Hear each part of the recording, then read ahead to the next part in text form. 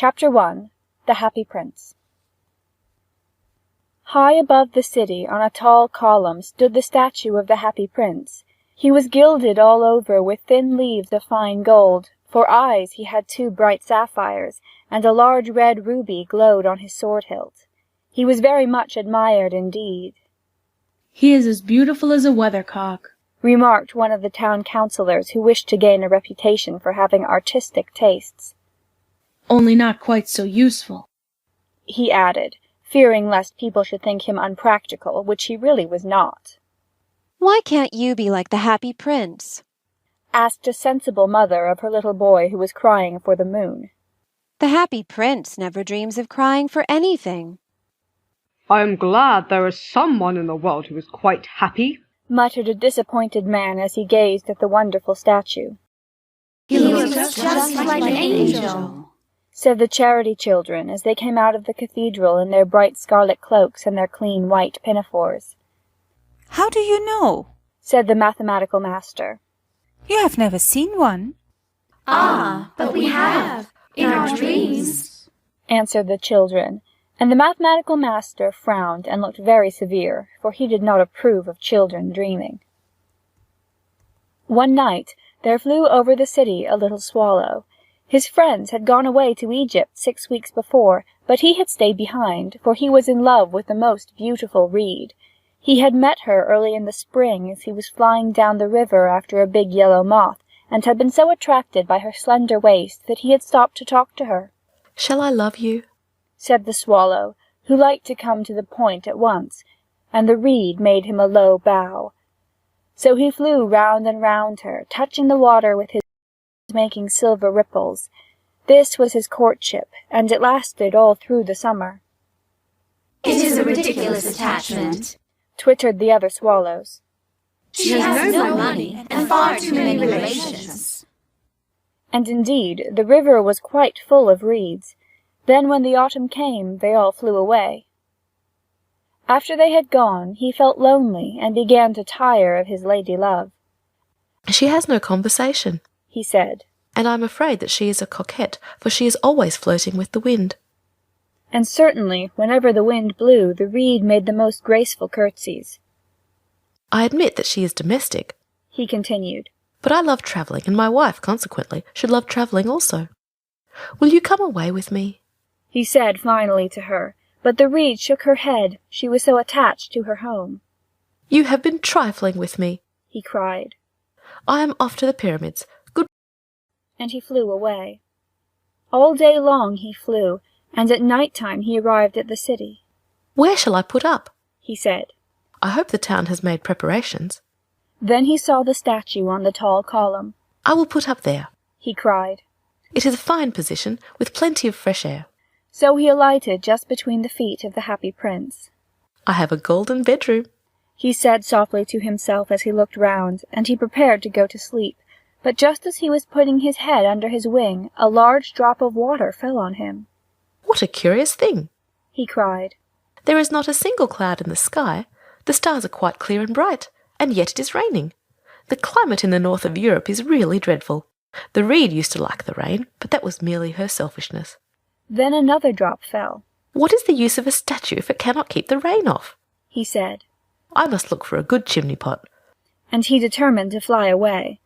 But before he had opened his wings, the third drop fell, and he looked up and saw. What did he see? The eyes of the Happy Prince were filled with tears, and tears were running down his golden cheeks. His face was so beautiful in the moonlight that the little swallow was filled with pity. "Who are you?" he said. "I am the Happy Prince." "Why are you weeping then?" asked the swallow. "You have quite drenched me." "When I was alive and had a human heart," answered the statue, "I did not know what tears were, for I lived in the palace of Sans Souci, where sorrow is not allowed to enter. In the daytime I played with my companions in the garden, and in the evening I led the dance in the great hall. Round the garden ran a very lofty wall, but I never cared to ask what lay beyond it. Everything about me was so beautiful. My courtiers called me the Happy Prince, and happy indeed I was, if pleasure be happiness. So I lived, and so I died. And now that I am dead, they have set me up here so high that I can see all the ugliness and all the misery of my city, and though my heart is made of lead, yet I cannot choose but weep." "What? Is he not solid gold?" said the swallow to himself. He was too polite to make any personal remarks out loud. "Far away," continued the statue in a low musical voice. "Far away in a little street there is a poor house. One of the windows is open, and through it I can see a woman seated at a table. Her face is thin and worn, and she has coarse red hands, all pricked by the needle, for she is a seamstress. She is embroidering passion flowers on a satin gown for the loveliest of the Queen's maids of honour to wear at the next court ball. In a bed in the corner of the room, her little boy is lying ill, and is asking for oranges. His mother has nothing to give him but river water, so he is crying.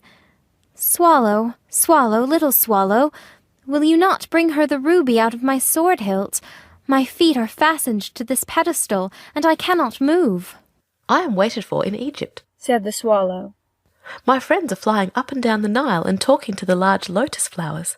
Soon they will go to sleep in the tomb of the great king. The king is there himself in his painted coffin. He is wrapped in yellow linen and embalmed with spices. Round his neck is a chain of pale green jade, and his hands are like withered leaves." "Swallow, swallow, little swallow," said the prince, "will you not stay with me for one night and be my messenger? The boy is so thirsty, and the mother so sad." "I don't think I like boys," answered the swallow. "Last summer, when I was staying on the river, there were 2 rude boys, the miller's sons, who were throwing stones at me. They never hit me, of course. We swallows fly far too well for that, and besides, I come of a family famous for its agility, but still, it was a mark of disrespect." But the happy prince looked so sad that the little swallow was sorry. "It is very cold here," he said, "but I will stay with you for one night and be your messenger." "Thank you, little swallow," said the prince.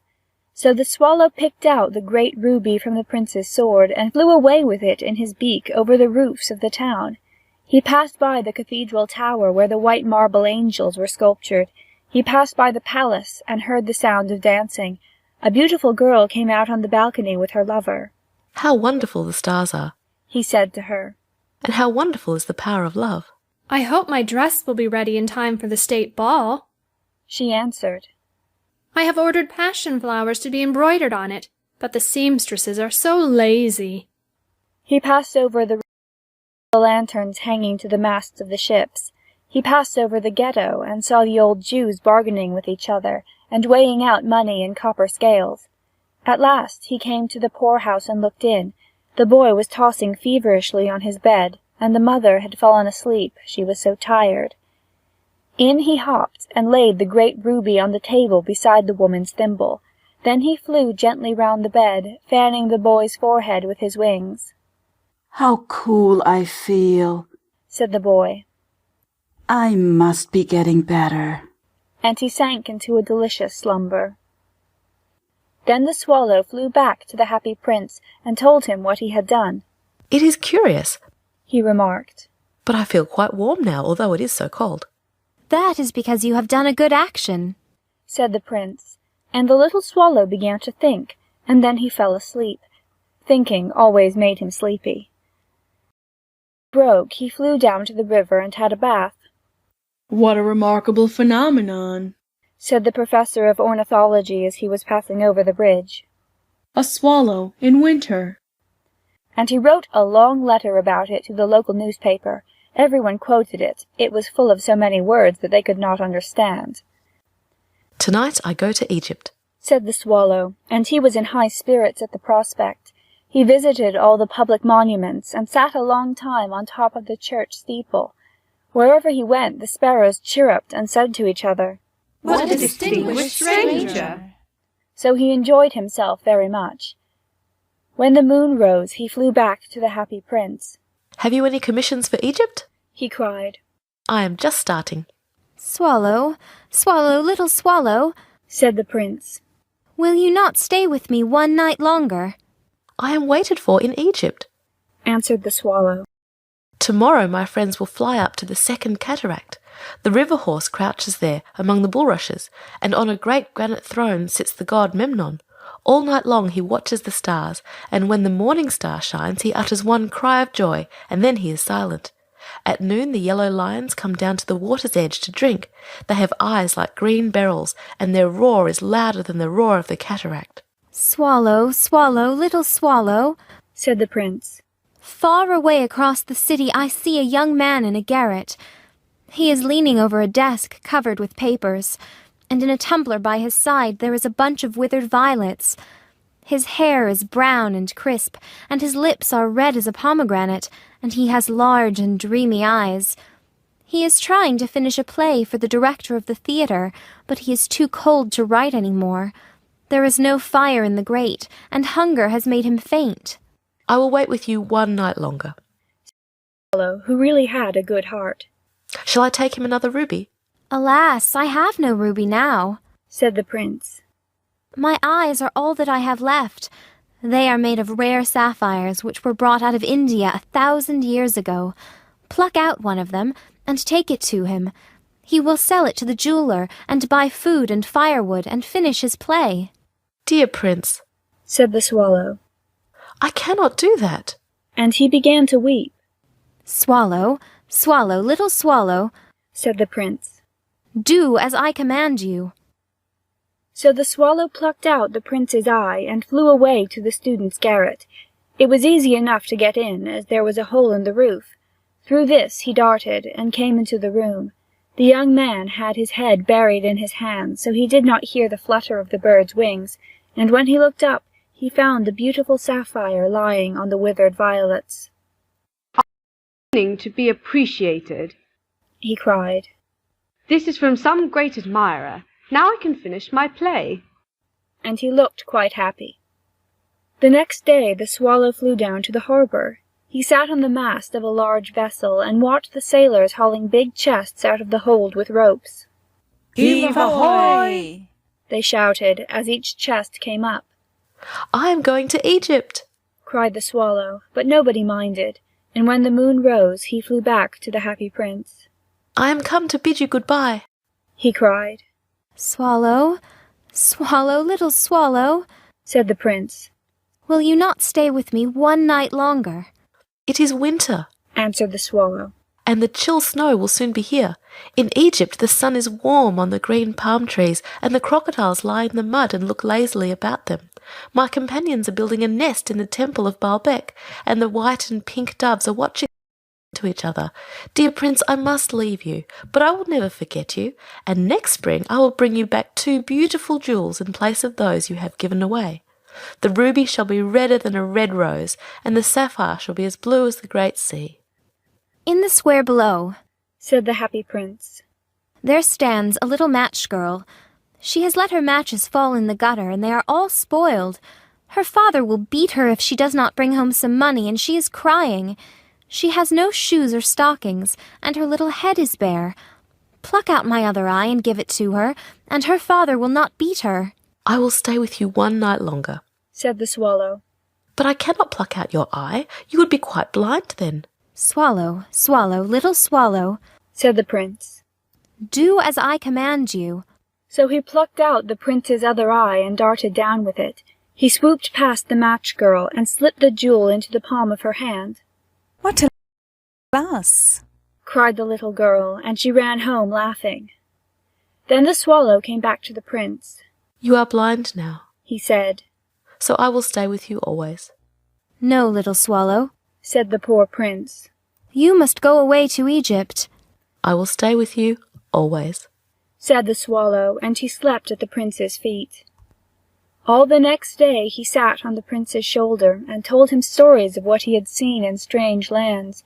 He told him of the red ibises who stand in long rows on the banks of the Nile and catch goldfish in their beaks, and of the Sphinx, who is as old as the world itself and lives in the desert and knows everything, of the merchants who walk slowly by the side of their camels and carry amber beads in their hands, of the king of the mountains of the moon, who is as black as ebony and worships a large crystal, of the great green snake that sleeps in a palm tree and has 20 priests to feed it with honey, and of the pygmies who sail over a big lake on large flat leaves and are always at war with the butterflies. Dear little swallow, said the prince, you tell me of marvelous things, but more marvelous than anything is the suffering of men and of women. There is no mystery so great as misery. Fly over my city, little swallow, and tell me what you see there. So the swallow flew over the great city, and saw the rich making merry in their beautiful houses, while the beggars were sitting at the gates. He flew into dark lanes, and saw the white faces of starving children looking out listlessly at the black streets. Under the archway of a bridge, 2 little boys were lying in one another's arms to try and keep themselves warm. How hungry we are, they said. You must not lie here, shouted the watchman, and they wandered out into the rain. Then he flew back and told the prince what he had seen. I fine gold, said the prince. You must take it off, leaf by leaf, and give it to my poor. The living always think that gold can make them happy. Leaf after leaf of the fine gold the swallow picked off, till the happy prince looked quite dull and grey. Leaf after leaf of the fine gold he brought to the poor, and the children's faces grew rosier, and they laughed and played games in the street. We have bread now, they cried. Then the snow came, and after the snow came the frost. The streets looked as if they were made of silver, they were so bright and glistening. Long icicles like crystal daggers hung down from the eaves of the houses. Everybody went about in furs, and the little boys wore scarlet caps and skated on the ice. The poor little swallow grew colder and colder, but he would not leave the prince. He loved him too well.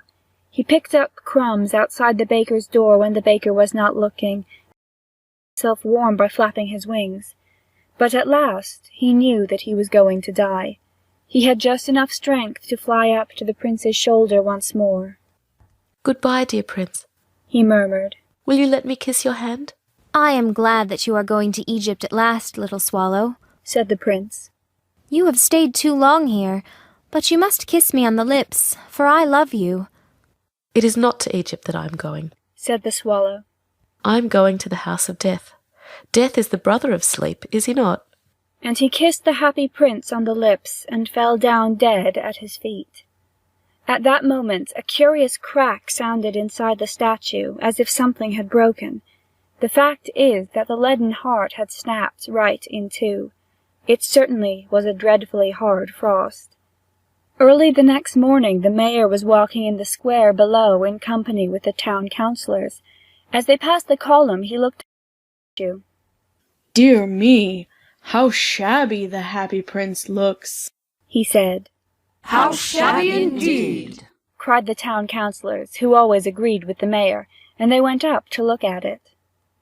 The ruby has fallen out of his sword, his eyes are gone, and he is golden no longer, said the mayor. In fact, he is little better than a beggar. Little better than a beggar, said the town councillors. And here is actually a dead bird at his feet, continued the mayor. We must really issue a proclamation that birds are not to be allowed to die here. And the town clerk made a note of the suggestion. So they pulled down the statue of the happy prince. As he is no longer beautiful, he is no longer useful, said the art professor at the university, and they melted the statue in a furnace. The mayor held a meeting of the corporation to decide what was to be done with the metal. We must have another statue, of course, he said. And it shall be a statue of myself. Of myself, said each of the town councillors, and they quarrelled. When I last heard of them, they were quarrelling still. What a strange thing, said the overseer of the workmen at the foundry. This broken lead heart will not melt in the furnace. We must throw it away. So they threw it on a dust heap, where the dead swallow was also lying. Bring me the 2 most precious things in the city, said God to one of his angels, and the angel brought him the leaden heart and the dead bird. You have rightly chosen, said God. For in my garden of paradise this little bird shall sing for evermore, and in my city of gold the happy prince shall praise me.